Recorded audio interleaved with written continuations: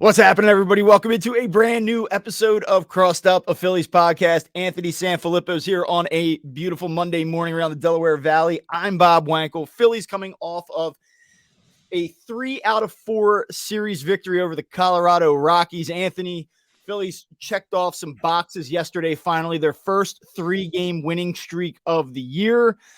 And their first back-to-back series victories of the year. And they did what they were supposed to do against, if we're being honest, a pretty brutal Rockies team. Nonetheless, some positive momentum coming into this week against the Mariners and before the Phillies take on the Houston Astros in a World Series revenge spot this upcoming weekend. So we'll bring you in right now. Anthony, what are we thinking about this little Phillies mini run here, kind of stabilized after a tough start? Where are we at?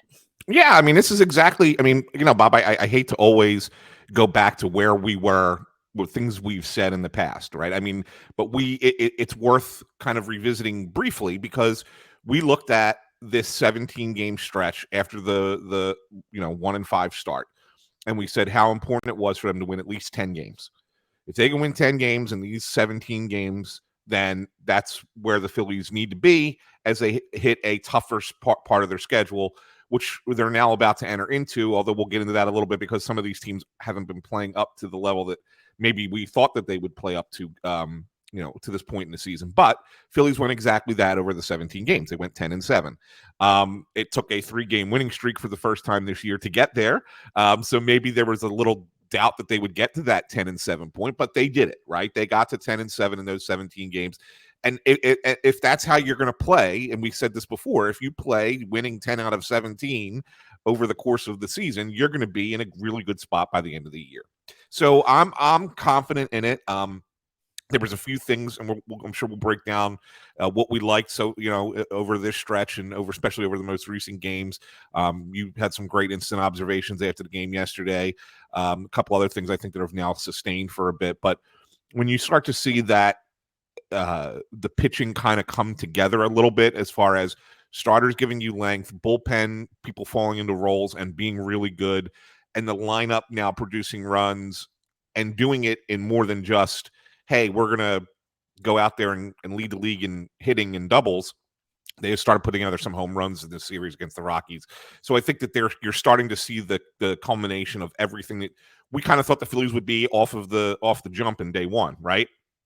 And here they are, now through 23 games at 11-12, which, by the way, same record they had at this time a season ago. So yeah, I mean, I'm confident. I think they're finally starting to show who they are, and I think we're going to start to see more of this going forward, especially with Bryce Harper now about 10, 12 days out before he returns. I want to make it a point of emphasis to sort of focus on the positive here in this show. Yeah. But I do think we should touch on some things that if you're a skeptic this morning and you're looking at this and saying, well, all right, like they're 11-12, nice job, way to sort of right the ship a little bit after the disastrous start. Great job. But you just played the Reds for 7 games. It's the Colorado Rockies here this weekend, who are a terrible baseball team. I mean, I included it in the story this morning, but that lineup at one point yesterday had 4 different players hitting under 200 and a 5th hitting 200 on the nose. It's just not a very good team. The pitching's not there. It's not a very good offensive team. They're probably going to lose 100 games. That's probably in play. Sure. That Cincinnati team is already out of it. Phillies didn't really dust them, didn't bury them the way that you would want them to. And you still see some struggles. So you get off this series win against the White Sox, you come home, you expect to set the tone. We obviously talked about this on Friday. They come out, they get shut out for the 3rd time in 7 days. And then even, I would say Friday night was a little bit of a struggle. I'd say Saturday was a little bit of a struggle. And then yesterday they finally sort of broke out and pulled away from a pretty bad team. The only thing I'll say, and the only thing that I think that somebody that would be truly skeptical would say, is this. Aaron Nola still doesn't look like Aaron Nola, and Zach Wheeler, I thought yesterday actually pitched very well, but for the second straight start, had a little, I called it a brush fire, but like a little blow-up inning. And to his credit, he was able to bounce back from that, but we haven't seen vintage Nola and Wheeler yet I'm kind of waiting on that. Yeah, and they both had it early in the game, right? I mean, Nola, I thought, pitched really well after the first inning, Yeah. right, of his start. I mean, the first inning you thought, oh my God, this is going to go bad. And then he gave up a hit in the second inning and then nothing for the remainder of the game and went 7. So you say, okay, well, that's more what you wanted out of Nola, right? Like you'll take 7 innings, 3 runs out of Aaron Nola on most nights. And Wheeler, same thing. Yeah, he had the big inning where he gave up the 4 runs, or was it 4 or 3? 3 runs. 3 runs. It was 4 the last start. Yeah, I mean, and you sit there and go, oh my God, what's wrong with Zach Wheeler? But you take that inning out of it, and the rest of the start, he's pretty dominant, right? Yeah. I mean, so I think it's still just, hey, they're getting there. I think they're getting there. They're not, you're right, they're not quite there where there's no real explanation as to why they came into the season a little bit behind to me, other than maybe they were just being very careful and not building them up as much as they usually do coming off of a short off season. But I think you're seeing progression really from both of them. It might be a little bit slower than we want, but I definitely think it's there. Yeah, when you look at Nola, one of the main criticisms that pretty much everyone has, if you're going to poke holes in his game, it's things kind of get away from him. Things snowball on him, and then it turns into an avalanche. And so I will give Aaron Nola credit on Friday night for what he did. He has the rough first inning, and then, as you said, he bounces back from there, and he's pretty clean through the remainder of the game. And we've seen plenty of times where he doesn't have it, or he digs himself a hole and he just is never able to really stabilize and get it together. I mean, it's exactly what we saw in that first start of the season against the Rangers. So this is the opposite. And so I will give him credit for that. Even if the stat line isn't pristine the way that you want it to be, it's still a quality start, no less. And then you look at Zach Wheeler yesterday, and I actually think if you watch that game, the one inning things get away from him, and there's a wild pitch and there's a bad hit batter with the bases loaded. It almost looked like he was going to get out of that inning and totally unscathed. Then he hits the batter. There's some soft contact. The control got away from him for a little bit, but then he comes back and it's the 5th and the 6th and he's fine. And so he ends up going 6 innings, and 5 out of the 6 innings, he's not only keeping the Rockies off the board, he kept them hitless. So, I mean, he was, I would say, with the exception of the one inning, pretty dominant. It looked like that vintage Zach Wheeler that we're looking for. And after the game, we're down there talking to him, and he termed it frustrating. He said, I don't know why this is happening. I don't really have an explanation for it. You go back to the White Sox start, there was some back stiffness. The back tightened up on him a little bit. He was asked about that yesterday. Was there anything with the back? He said, not at all. Not a physical thing, not an injury thing. So I think that's really encouraging. He did allude to the pitch clock, though. He said, it's sort of like a timing thing. I don't have an opportunity to take a breath and kind of clear my mind and then, get back on the rubber and go. And so it wasn't an excuse, but he acknowledged that again, that pacing and the rhythm of the pitch clock. So I feel like that they're both trending in the right direction, even if they have not yet arrived. And I will say this, if they're going to arrive, next weekend would be a hell of a time to do it, huh? Yeah, absolutely. And here's what I'll say. I mean, you mentioned that the skeptics are going to say, well, look at who they just beat, right? Do you think people are complaining down in Tampa Bay right now about who they've played this year? They're 19-3. Here's just real quick. Here's who they've played. Detroit, they're 7-13. Washington, they're 7-14. Oakland, they're 4-18. Cincinnati, they're 7-15. The White Sox are 7-15. Nobody's saying anything. Everybody's all positivity about the Rays. Look what the Rays are doing. It's historic. It's fantastic. It's incredible. So if you beat the teams you're supposed to beat, you're going to be a good team. Yeah. That's basically it. So you could be a skeptic all you want. And yes, of course, you do want to see the Phillies start to be at least a 500 team against good teams, right? They're 1-5 against good teams so far this year and 10-7 against not good teams. So you'd want to see them do better against the good teams. Okay, fine. But you ain't complaining about beating good teams. I mean, beating bad teams. You got to beat bad teams to be a good one. I agree with that. And I mean, we've made a lot about this May schedule. And granted, we still have 6 more games to go here in April. And the Phillies have an opportunity to finish the month over 500. It's in play. I mean, Seattle has scuffled a little bit. Seattle is a team that I think probably ultimately ends up in the postseason. And if they don't, I think they'll be right on the fringe of it. So I think that this is a team that wins somewhere between 85 and 90 games when it's all said and done. but they're off to a little bit of a slow start as well. And they've only played 6 games on the road, 3-3 so far. They come into Citizens Bank Park at 10-12. So it's not like that they're world beaters. And even the Astros, now I will give them credit. They've sort of gotten it going here a little bit over their last 10 games, 7-3, but they're 12-10 as well. It's still early on. You don't know exactly where they're at right now. Are they really going to be firing on all cylinders here? The thing that I would say is that we look at the May schedule and we talk about, oh man, it's going to get tough real quick. The Dodgers aren't the Dodgers.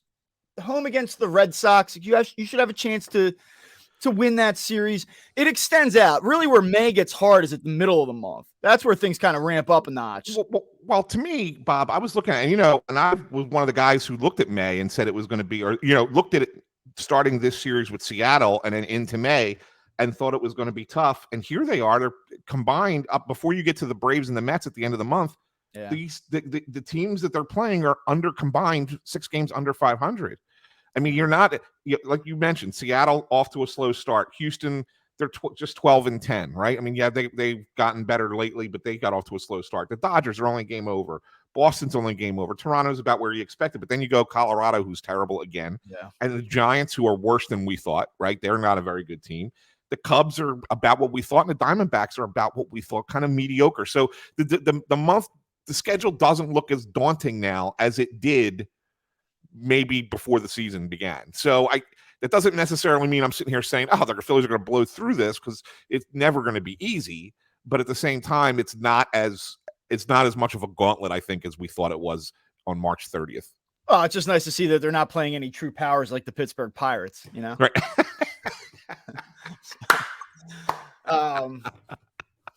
Team's pretty interesting, I will say. It's a pretty interesting team right now, 16-7. They're getting good pitching. Yeah. I mean, listen, we're talking about the standings, and some people are probably listening to this going like, come on, guys. It's April. It's the last week of April. We don't need to talk about the standings. But one of the things that we made a lot of mention about is this idea that you can't bury yourself in this division that early on. And I will say, we have sounded some, or I have, at least I have, I've sounded some alarm bells about where the Phillies are at in the division and saying, like, come on, the goal here is to compete. It's not to win 87 games and trip into the final wild card spot.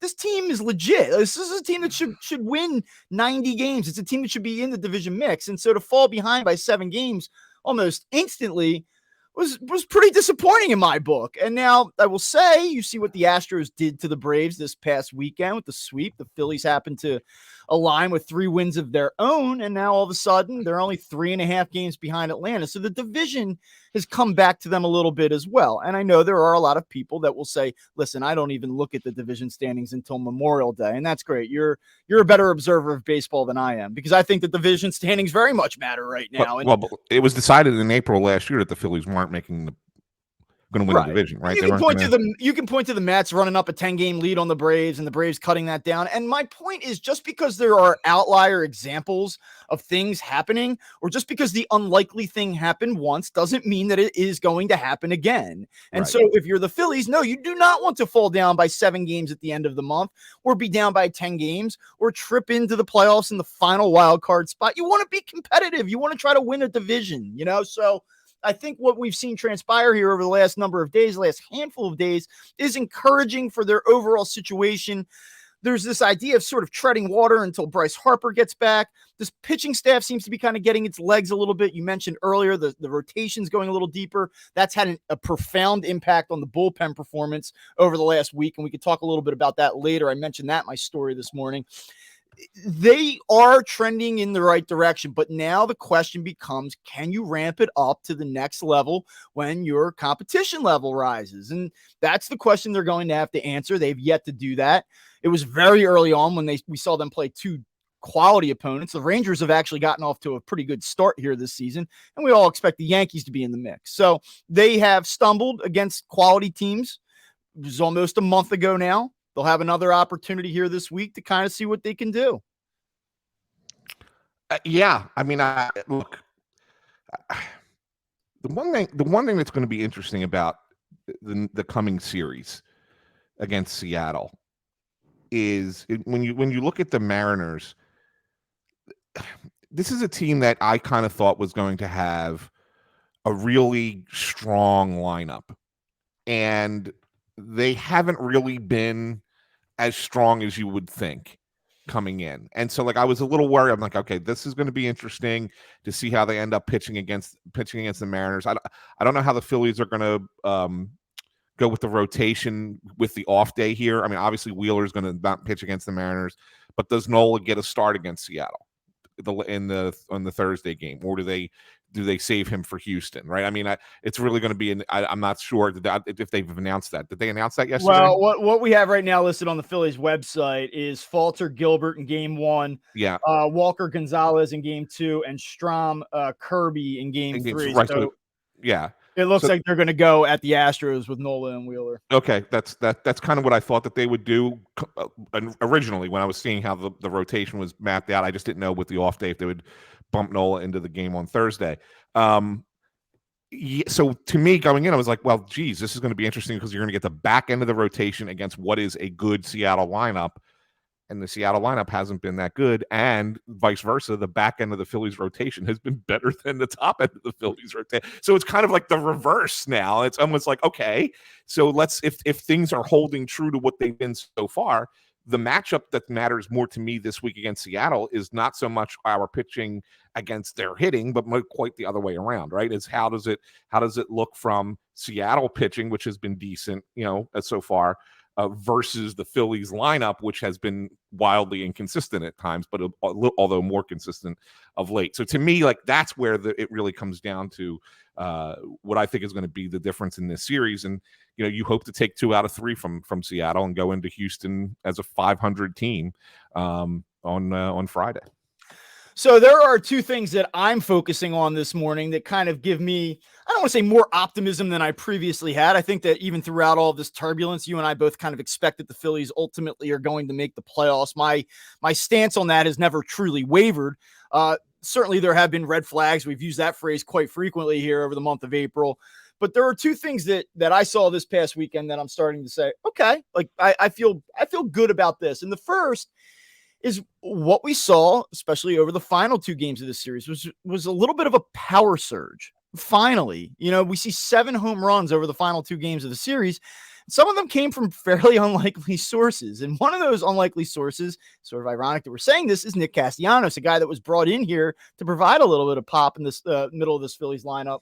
Finally hits a home run for the first time on Saturday since August 27th of last year. And if you listen to this show, you know that I've pointed that out. I've talked about this streak. I've talked about how it's bled over 40 games now.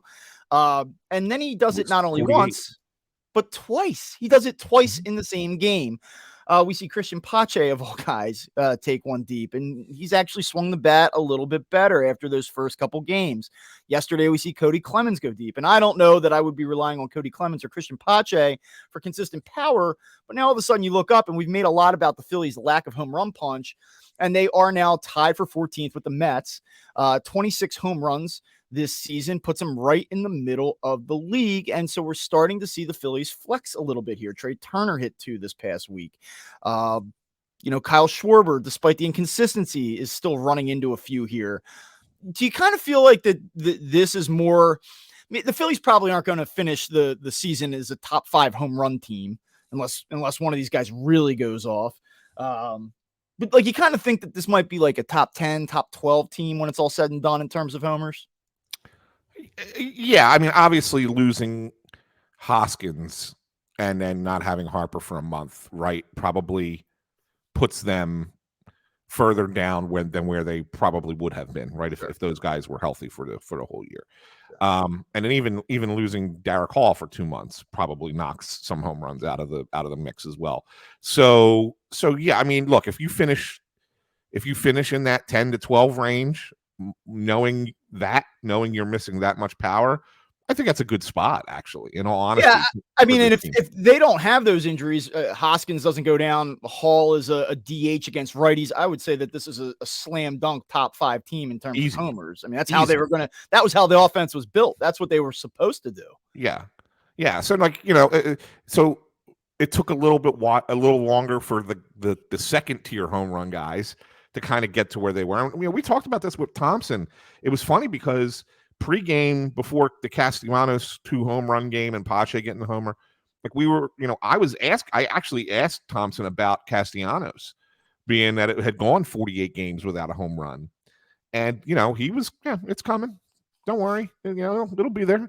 And then it was Howard Eskin who asked, he said, other than Schwarber, do you have another guy in this lineup who can hit 30 home runs?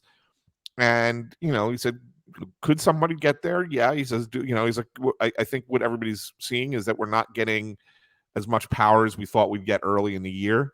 He says, but I'm still, going to say it's coming. And he's remained steadfast about that. He believed in Turner and Real Muto and Castellanos and somebody else. Who else did he say? He said 4 different guys and said, they're going to come, they're going to come, they're going to come. And then all of a sudden they started showing up. And I don't know if you watched the post game, like the first question I asked the first question after that, I said, how does it feel to be a prognosticator? Right. And he really kind of believes it because he believes that they have good approaches this year, that they're not swinging. They're up. I mean, yes, they're still striking out, but they're not up there flailing at bad pitches and, really not having smarter at bats on the whole. And I think he believes that they're going to just start running into home runs eventually, because when you have that, pitchers have to start putting the ball over the plate more. You're going to be few more mistakes in that regard. And these guys have the ability to put him out of the ballpark. So I think that's why he's felt that way. And we started to see it against a couple of, bad pitchers. I mean, Jose Urena, I think he's now given up 10 home runs in like 19 innings. I mean, that's unbelievable how many home runs he's given up. So yeah, and I think that this is where I kind of look at it and say, I don't want to celebrate all of a sudden the lethal Phillies offense after they take advantage of substandard pitching, but we've spent a lot of time on the show talking about this lack of punch, this lack of home run punch, and the correlation between that and maybe pressing a little bit too much and the lack of run production. It doesn't align with some of their other offensive metrics. And yesterday you finally see them put together a game where they homer a few times, and they also drove in some runs in different ways. They're still struggling with runners in scoring position. They have left this season, going into yesterday's game, the second most runners in scoring position in all of baseball. The only team that had left more on average coming into yesterday were the New York Mets. And when you look at their opportunities, the Phillies entered yesterday's game with 213 plate appearances with runners in scoring position, which was by a wide margin, like by, I think, 18 or 19 plate appearances more than the next closest team. And so they had 7 more yesterday, and they began the day 0 for 6 with runners in scoring position. Finally, Bryson Stott provides that exclamation point insurance homer at the end of the game. They're still not really hitting with runners in scoring position. They're about middle of the road, but when you look at that in relationship to the volume, it just feels like they're missing so many opportunities. Yeah, I agree. The Phillies are 28th with runners in scoring position, but when you correlate it against that volume and that number of opportunity, you're just like, come on, guys, just a little bit more, and this thing could really break loose. And the reason why I mention that is because I guess the one thing I'd like to talk about is, do you think that which part of this is unsustainable? Is it the part that they continue to miss out on all these opportunities with runners in scoring position? Or is it the ability to have so many different runners in scoring position all the time? Like the high batting average, the ability to put pressure on teams consistently. Like they always knock at the door. Do you think that they can maintain that? I do. I mean, look, we're what? About 100 plate appearances in for a lot of these guys, maybe just under that. And I think that, eventually we sit there and say, well, it's only the first month. It's a small sample. Well, guess what? When you have 500 plate appearances in a season, or 550, whatever it ends up being, you're about a fifth of the way through, right? So at some point, these small samples are no longer small.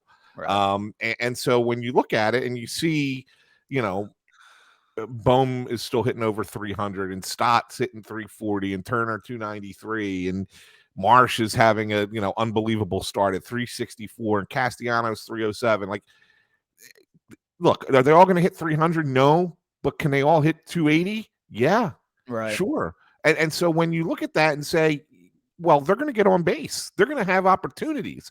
It's the matter of, can they get them in? And I didn't, I don't know if you have it right in front of you, Bob. I didn't check since Friday, or I'm sorry, since Thursday, because on after Thursday's game, which was when they got shut out and was ugly, and I wrote that they led baseball in men left on base. They led the entire sport. They've left more men on base as of Thursday night than any team in the league. I don't know if they're still there, but they still have to be somewhat near the top if they're not number one. To me, that's the one thing that sticks in my craw a little bit, right? As I'm watching a game. Sure, you're always going to leave men on base. It's just the nature of the sport, right? But you can't be averaging 8 guys per game that you're stranding on base because a number of them are in scoring position. And even if you get 1 or 2 of those home a game difference, that's the difference between winning and losing a ball game.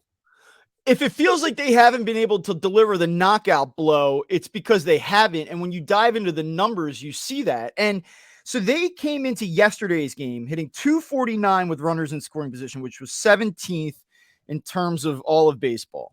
And that isn't like I said, it's not terrible. It's not bottom 5. It's not that they're the worst team of all time doing this. But the thing that actually jumps out is that they were 23rd in OPS at 662.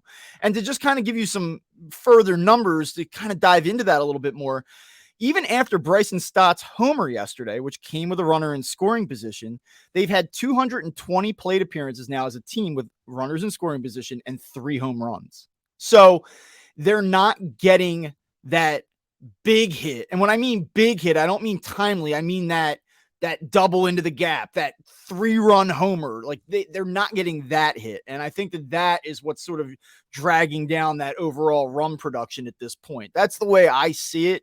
And you just I do believe that is going to correct itself. Like I do think that that's coming. So to your point, I don't think that some of these batting averages are real. I don't think that some of these, I don't expect Brandon Marsh to finish the season with the highest OPS in all of baseball. I don't know. I think Brandon Marsh has figured something out. I think he's making a case and has a shot to be an all-star this season.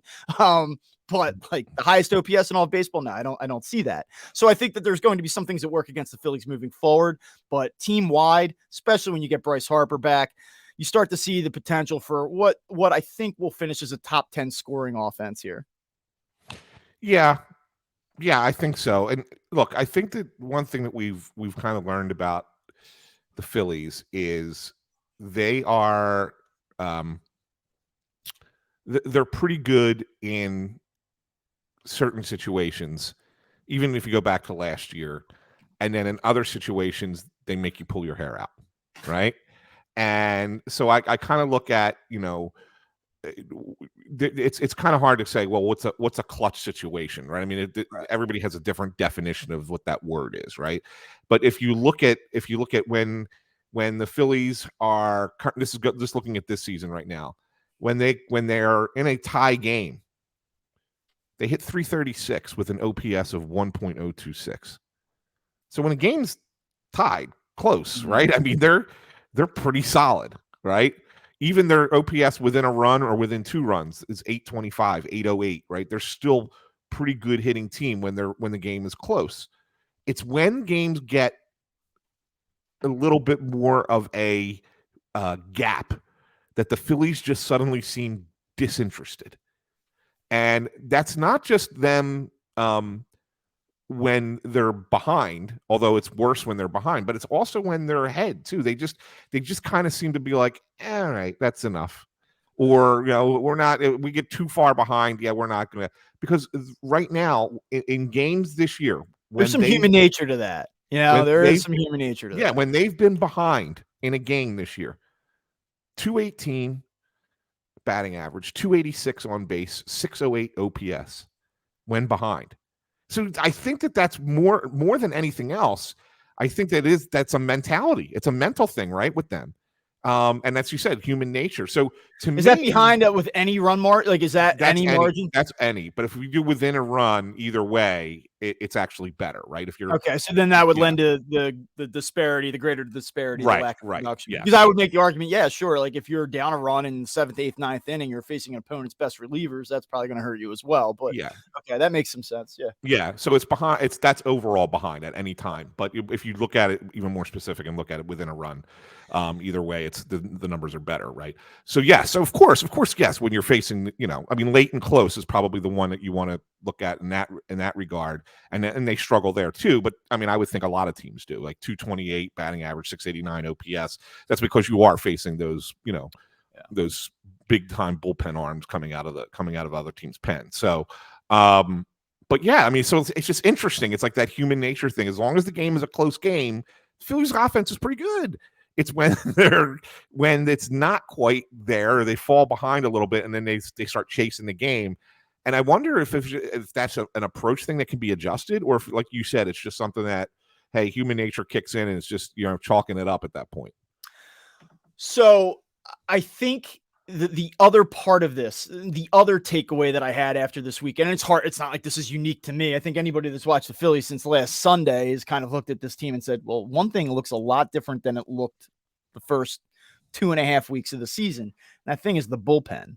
And yes, their starters are getting deeper into games. And certainly there is a correlation between that and the Phillies bullpen performing much better. But I mean, like, here you go. Like, just throw out some numbers here. We're doing a lot of numbers today. And I don't, this will be the last time I go to the numbers. I promise. So they lose 13-0 to the Reds last Saturday, and it's a mess. And at the end of that game, the Phillies had a National League worst 7.19 bullpen ERA with a 1.90 whip, also worse than the National League. They were also walking 6.55 batters per 9 innings, the worst in all of baseball. These are wretched numbers, just terrible numbers for the Phillies bullpen. And then since that game, so counting the finale of the Red Series, 24 innings pitched, 15 hits, 3 walks, 30 strikeouts, and 1 earned run, a 0.38 ERA, and a 0.75 whip. Talk about not just a turnaround, but a swift and extreme turnaround. It's been unbelievable looking at what guys like Soto, Alvarado, Dominguez was a little bit shaky for a minute on Saturday, but he looks to have turned the corner here. Even Craig Kimbrell, after a disastrous start, much better. And had they not destroyed Andrew Bellatti's right arm for the next 2 weeks, his numbers would look even better. Yeah, no, absolutely. I mean, I think that it's a lot of them finding roles, right? And guys have really kind of fit into those roles nicely. And once they do fit into those roles, I think that you're going to see a lot more consistency. And you said Dominguez is the one who hasn't been completely consistent, but he's the one guy out of the one outlier still, and I think he's still kind of going to find it. But if you look at it, Connor Brogdon in his role has been really good, as that kind of fireman in the middle innings, whether it's the 5th or the 6th. If a pitcher gets in trouble, he comes in and seems to get out of it. And then Soto has been really, really good since his I think his first outing was a disaster. His third outing was not good, but every other outing since has been sensational. We've talked about Alvarado ad nauseum already. I mean, he's off to such a phenomenal start. He's almost untouchable.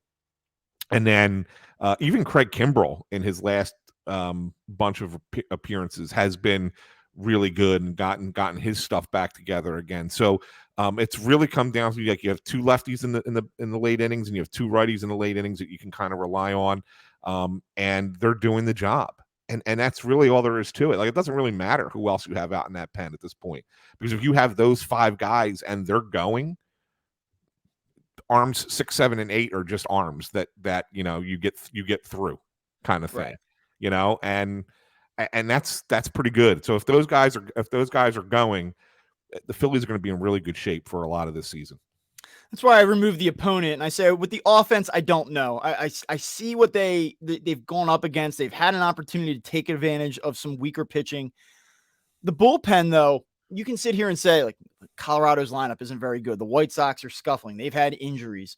What are these results like? But you look at these guys and how they're throwing the baseball, and you just look at it and you know the track records and say, I'm going to give this the benefit of the doubt because they look nasty. They look overpowering. And there's a track record that suggests that this is what they truly are, not what we saw, or not even anything close to what we saw for the first 2.5 weeks of the season. So if I'm a Phillies fan, I think right now the thing that I'm most excited about is that, hey, I think that Zach Wheeler and Aaron Nola probably take it up a level. They sort of become what we expect them to become. We've seen enough flashes from guys in this middle of like between Walker and Strom and Falter that you have some depth built into the middle of the rotation. You have this bullpen now really turning a corner. Like, I think you can start to sit here and say, especially with Ranger Suarez coming back, adding another valuable arm to the mix, looks like he's on the right track. You kind of go, all right, I feel like they're really starting to figure this out now. And I think that that's where you can start to really turn yourself into a little bit of an optimist. I have a question for you because you mentioned Gregory Soto, and he had obviously the first appearance was horrible. And I think his third appearance, as you said, he struggled as well.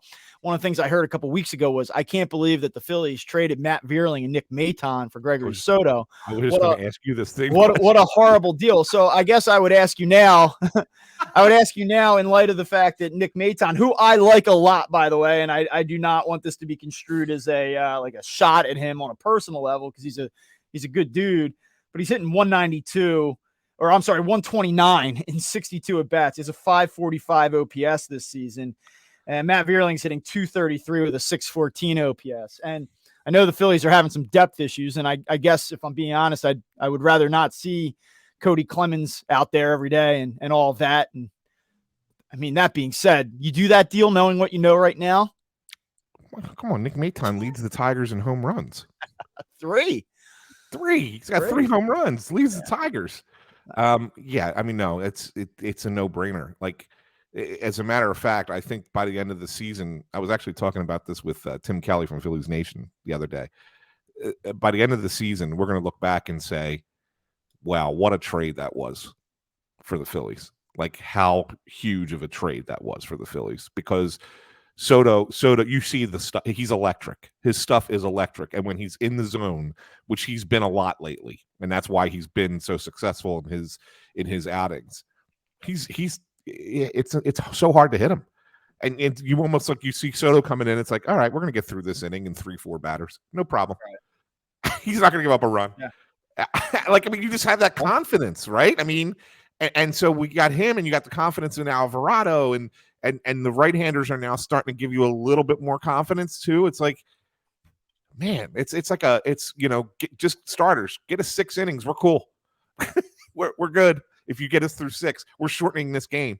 Like, it really is. I think that at the end of the year, we're going to look back and say, what a great trade that they made to get Gregory Soto. One thing I will note is that I felt the difference. One of the differences of last season's team was that they had depth pieces that when the main guys weren't the ones delivering, they got timely hits and big performances in important moments from guys like Nick Maton, from guys like Matt Vierling.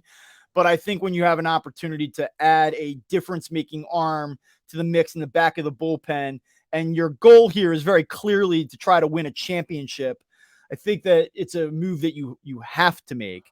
And so I don't think that there's anybody sitting here saying like, oh, the Phillies, they obviously wanted to trade Maton and Vierling. They're not useful players, but I think this is a chance to really take the ceiling and raise it up a little bit. And I think that that's what they've more or less done here. They have. There's no doubt about it. And I'm really impressed by these guys at the back of the bullpen. I'm even impressed by Alvarado. I mean, we knew what Alvarado, we saw what it was last year and what a great story it was.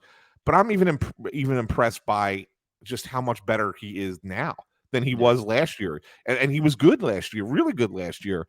And I'm watching him come in, and it's like no one's close to what he's putting out. Like, he gave up that 1 home run, and really, other than that, he's not been. It's like even the singles he gives up are like little bloop hits, and they're like, oh well, they just were lucky to get wood on the ball, right? I mean, he is so dominant, and you're seeing it with Soto too. I mean, he's really kind of turned it around after those first few outings that were a little shaky, and man, it's fun to watch when these guys come in. Let me ask you really this. are exciting.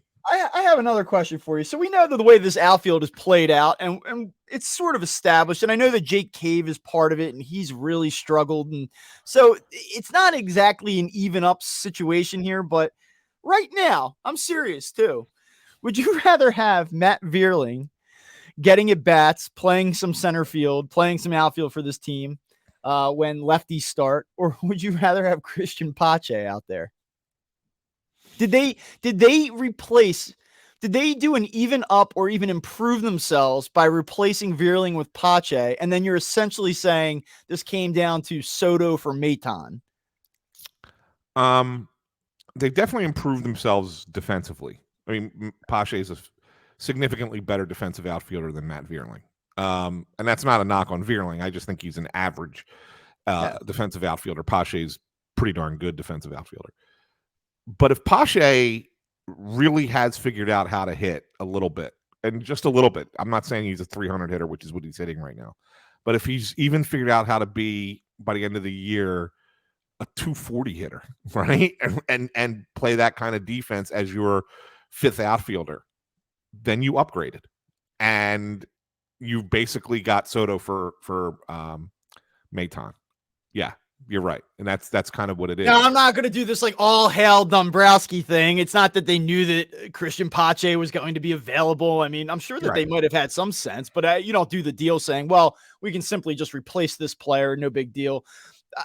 I think, though, that when you look at it that way, again, it's early. And just as some people felt very strongly the other way, like what a horrible trade 3 weeks ago. And now we're sitting on the other side of it here. It could change, but I think that the Phillies might have won that deal.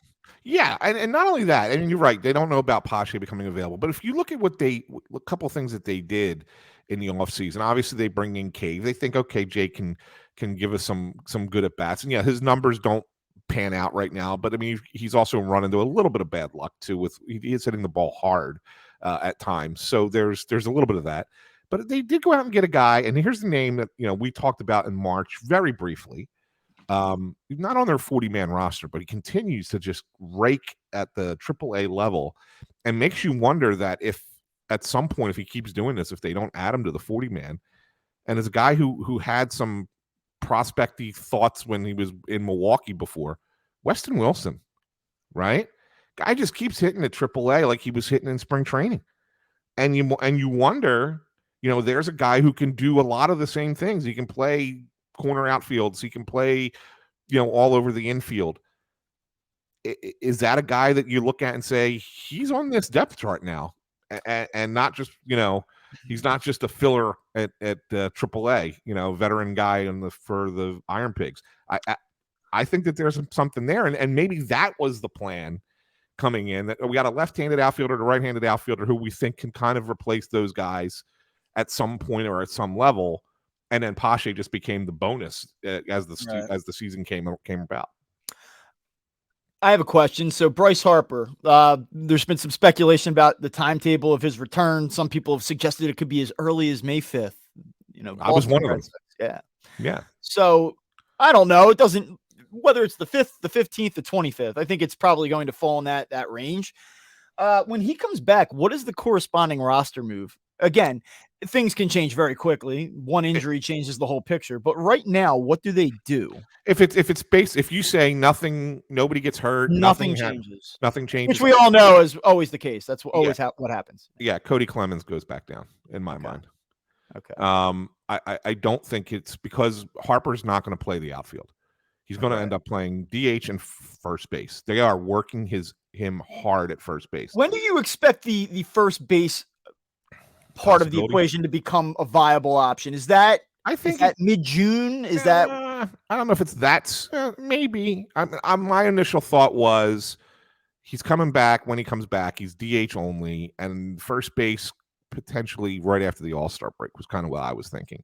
But I do think it's possible. I mean, the way they're working him hard. I don't know if he took fielding when you were there on yesterday, but when I was there Saturday, he was taking a lot of time at first base. I mean, we're talking a good half hour's worth of work at first base.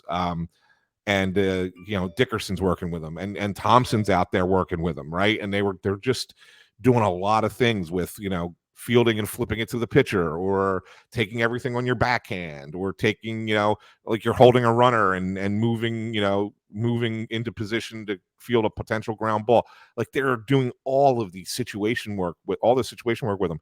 It's going to happen. It's going to be a thing. He is going to be the regular first baseman at some point later this year. That's just going to be a part of it. And I think it's because they feel comfortable with the guys that they have right now in the outfield. And so I think if you look at roster spot 26 is Cody Clemens, roster spot 25 is probably Junior Marte at this point out of the bullpen, and Jake Cave is roster spot 24.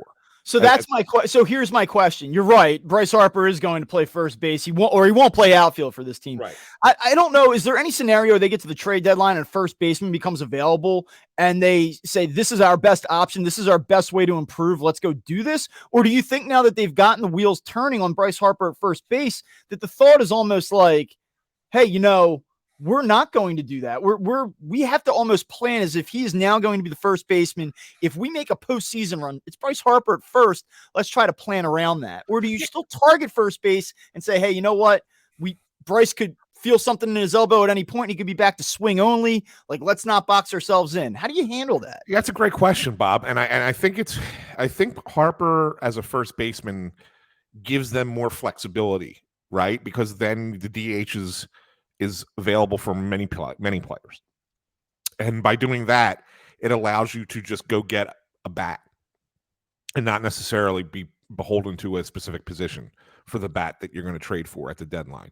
So I think that creates that flexibility. But I do understand saying, well, what if, either he's not good at it and you can't make it work, or what if he's starting to feel soreness in there and when he plays first base, but he's still just okay to hit, and we got to make him the permanent DH again? Yeah, then I think first base becomes I guess Derek Hall is still part of this equation as well, because by the time you get to those decisions, Hall likely comes back. So you do have an insurance policy there as well.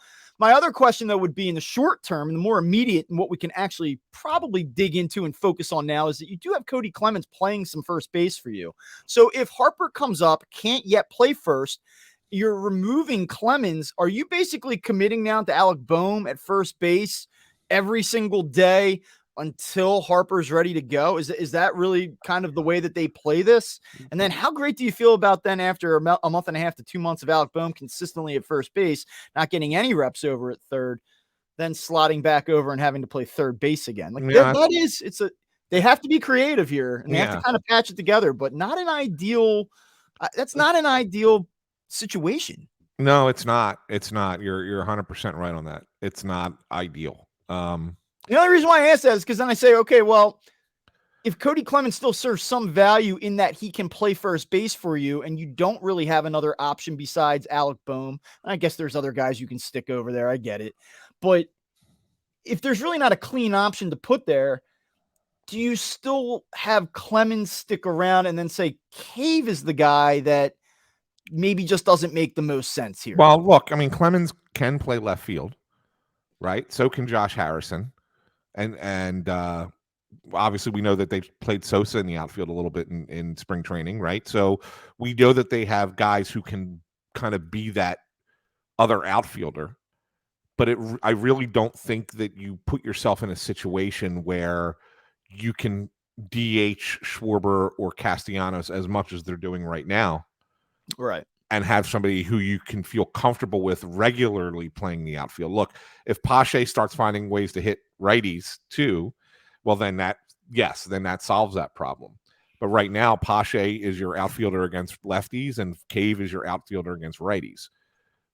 Just because, and it allows you to, have better defense while keeping either Schwarber or Castellanos bat in the lineup. So I think that that's equally as important. As it is to have a backup first baseman. I'm interested enough in Cave to see it for a few more weeks. There has been some hard contact. We talked last week in our show Friday about there's some overexposure there. I think we're just seeing a little bit too much of that player. And if you don't see him so much, and you regulate that usage, you might see an uptick in production. Yeah. And I want to see him in the role that he was designed to be in before I say I want to move on. But to this point, it has been fairly unimpressive. I mean, the numbers have been unimpressive. He has run into some bad luck. I'm interested enough to see it for a few more weeks, but if we're talking about a Harper return on, let's just say May 20th instead of May 5th, and we see another 3-4 weeks of Jake Cave just not really producing, then I think my opinion on this might change. So on Thursday, we had, where we sit in the press box, we had Larry Boa came and wandered over and was sitting there talking to Howard for a little bit. And just the conversation between three of us actually at that point was talking about players who, and we weren't specifically talking about Jake Cave, but I think that this kind of equates to him a little bit. We're talking about, players who come off the bench, players who, forced into playing more. And Boa says, there are guys in baseball who can play every day. And he says, and then there are guys in baseball who can play 2 days a week. He said, you can't play those guys who can play 2 days a week every day. He says, because then they are not as valuable. He says that you open up to all of their weaknesses as major leaguers, and then you hurt them even when they go back into the utility role because you played them too much. Right. So we could be seeing that with Jake Cave, right? When he's in the lineup too often. And I wonder if that's something that where you might not be wrong. Look, Cody Clemens doesn't do much for me at all. It really doesn't. And I think in all honesty, I think Jake Cave is a better hitter than Cody Clemens. I agree. And I think he's a pretty good corner outfielder. He's got a strong arm. Almost if Real Muto takes that play at the plate. What did I text you on Friday night? I said, go into the dugout. Yeah, why don't you take the throw in the dugout next time? So I mean, that was a hell of a throw by Cave, right? So I mean, so there's a lot more to like about Cave as a professional athlete than there is Cody Clemens, but you're right, it might not be the right fit for this team. Yeah. Well, we'll see how it plays out. I think that if nothing else, they've got an interesting problem on their hands. Like figuring out what to do when Bryce Harper comes back earlier than expected is a problem that I think the Phillies will gladly dive into. So agree. I don't know if you have anything else Phillies related, or if you have anything. I guess you have one last thing. So if you want to dive into that, I might actually keep it in an hour today. Yeah, and this is going to be cranky old Anthony here for a second, but I want to throw it by you, and this is probably something that I think it was in existence last year, and I never really noticed it until this week. So I didn't realize until this week. Last Monday was the Patriots Day game in Boston. They played the Angels. They start that game at 11 a.m. and then they have the Boston Marathon afterwards. And they had some rain. And so it was a game when Shohei Ohtani was the starting pitcher for the Angels. And he started the game. Obviously, there was a rain delay. So he had to come out after, I think it was like an inning and 2/3 or something along those lines. And then all of a sudden, the game comes back and he's still in the lineup. And another pitcher is now on the mound, but he's still in the lineup as a DH, which got me to question because I never really thought about it. And I said, "Well, wait a second. The DH is technically optional, right? It's technically it exists, but it's really an option. You can choose to bat the pitcher if you want."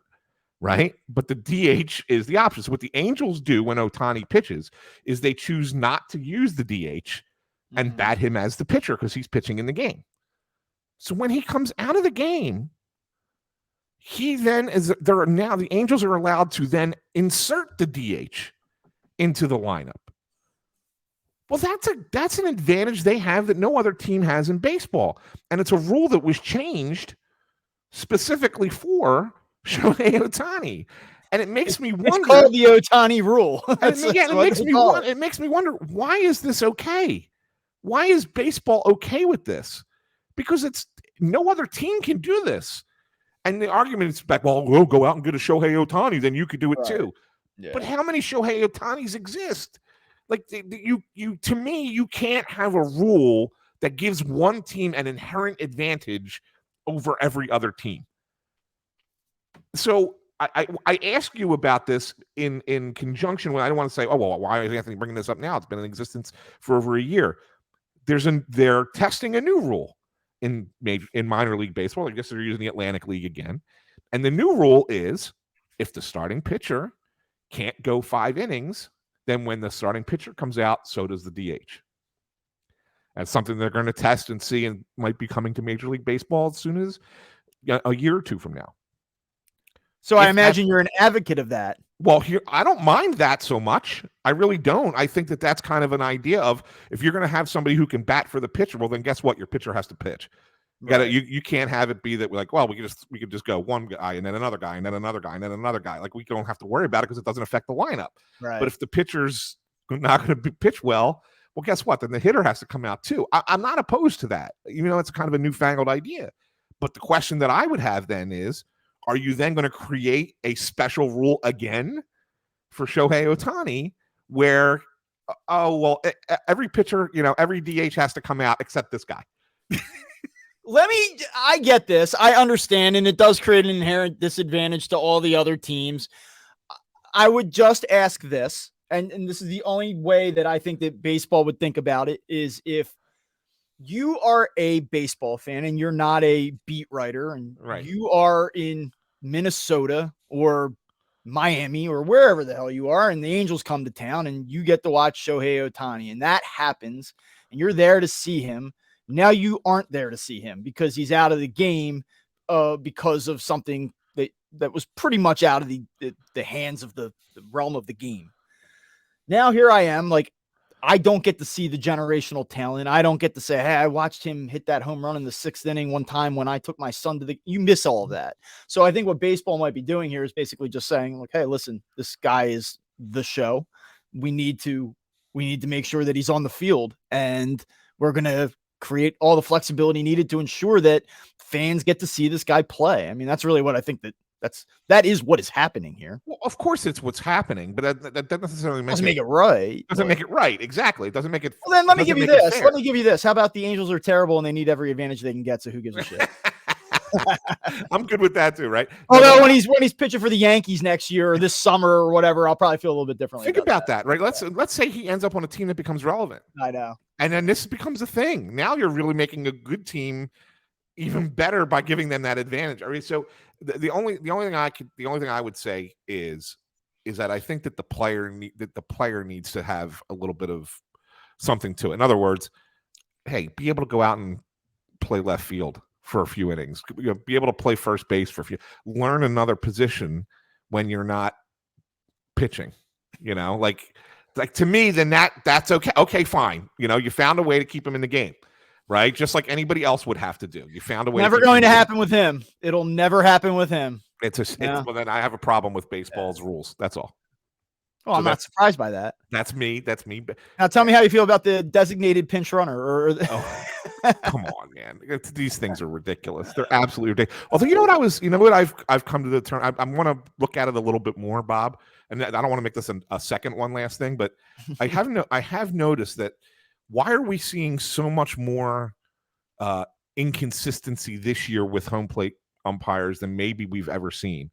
And I'm thinking about it, I'm saying it's because they have so much more they have to pay attention to now that they're not as focused on just calling balls and strikes. I think there's absolutely something to that. I do. I think anytime that you give any person in any job more responsibility within the same amount of time, it's going to dilute your attention on the tasks that you previously had, the only tasks that you previously had. Yeah. You give more to juggle, more to deal with. There's obviously an emphasis on that part of it too. It's not like, by the way, make sure that you just keep control of the clock. It's really important. Everyone's looking at it. Now that you have to clear that hurdle, reset yourself, and then focus in on the pitch.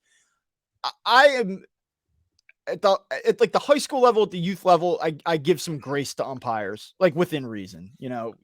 It's got to be reasonable, right? But when you get to the major league level, I'd say, figure it out. It's your job. You got to do it. Like, and I feel that way. And, we've seen CB Buckner this year, and I've gone after him on Twitter, as has everybody. And I think it's warranted. But yeah, I do think there is a definite correlation between increased responsibility and then the lack of attention to some of the details in terms of actually calling balls and strikes. And I think that's definitely contributed to a higher miss rate for a lot of these guys. Yeah. I mean, you're seeing it all over the place. I mean, even guys who've never been notably bad, like Tishner was some of the calls in that game was like, well, I missed a strike through with Alvarado yesterday. It was out of the zone, and he got the call. And again, like, these guys are good. These hitters are good. They know almost every time, 8 out of 10 times a hitter turns around and says, yo, well, come on. They're right. Like, I think umpires have actually probably gotten to the point where they go, oh man, this guy's turning around and he has something to say. Like, there's a better chance than not that he has a valid complaint here. Yeah. And you just feel like you're seeing that more than ever this year, for sure. Yeah, you really are. You really are. So that's certainly been yet another negative of the rule changes. I just like to point them out whenever they come up. Old man yells at cloud. No, I'm with you. I hear you. I am not discounting that. Yeah. All right. Well, we have 3. Phillies get an off day on Monday here. Haven't been many of those lately. And then they resume play against the Mariners at home for 3 games this week at Citizens Bank Park before hitting the road for a World Series rematch with the Houston Astros. Phillies do have an opportunity this week to close in on the 500 mark and even possibly go over it for the first time this season, just 3.5 games out of first place behind the Atlanta Braves after a brutal start. Thank you so much for listening. You can follow us on Twitter. You can follow the show at Up Phillies. You can follow Anthony at AnSanPhilly, and you can follow myself at Bob Wankel CB. Make sure you check us out on Spotify, Apple, Google Podcasts, anywhere that you get your shows, and check us out on YouTube as well. Thanks everybody for listening, and we will talk to you later this week.